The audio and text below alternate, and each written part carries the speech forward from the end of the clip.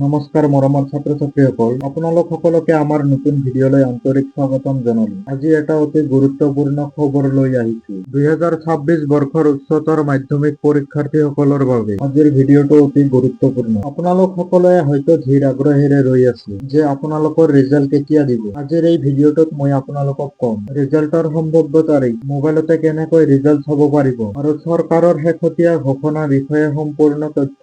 গতিকে ভিডিঅ'টো শেষলৈ চাই থাকিব। আৰু আপুনি যদি উচ্চতৰ মাধ্যমিক পৰীক্ষাৰ্থী হৈ থাকে তেনেহলে ভিডিঅ'টো এটা লাইক কৰি এটা শ্বেয়াৰ কৰিব নাপাহৰিব। মৰমৰ ছাত্ৰ ছাত্ৰীসকল, তেনেহলে আহা পলম নকৰি আমি ভিডিঅ'টো আৰম্ভ কৰো। প্ৰথমে আহো ফলাফল কেতিয়া ঘোষণা হব পাৰে। ইতিমধ্যে পৰীক্ষা শেষ হোৱাৰ পাছৰে পৰা মূল্যায়ন প্ৰক্ৰিয়া অতি ক্ষিপ্ৰতাৰে চলি আছে। বিভিন্ন সূত্ৰ আৰু বিগত বছৰৰ ধাৰা লক্ষ্য কৰিলে দেখা যায় যে 2026 বৰ্ষৰ উচ্চতৰ মাধ্যমিক পৰীক্ষাৰ ফলাফল 30 এপ্ৰিলৰ দিনা ঘোষণা হব পাৰে। সাধাৰণতে ৰিজাল্টসমূহ পুৱা 9 বজাৰ পৰা 10 বজাৰ ভিতৰত অনলাইনত প্ৰকাশ কৰা হয়। সেয়ে আপোনালোকে এই সময়ছোৱাত সজাগ হৈ থাকিব। এতিয়া কওঁ আপুনি কেনেকৈ ৰিজাল্ট চেক কৰিব। আপোনালোক কলৈকো যোৱাৰ প্ৰয়োজন নাই। আপুনি নিজৰ মোবাইলতে সহজে ৰিজাল্ট চাব পাৰিব। প্ৰথমে আপুনি এই ৱেবছাইটটো গুগলত অপেন কৰি ল'ব। তাৰ পিছত HS ৰিজাল্ট 2026ত ক্লিক কৰিব। তাৰ পিছত আপোনাৰ ৰোল আৰু নম্বৰ সঠিককৈ লিখিব। তাৰ পাছত সাবমিট কৰক। সাবমিট কৰাৰ লগে লগে আপুনি আপোনাৰ ৰিজাল্টখন স্ক্ৰীনত দেখা পাব।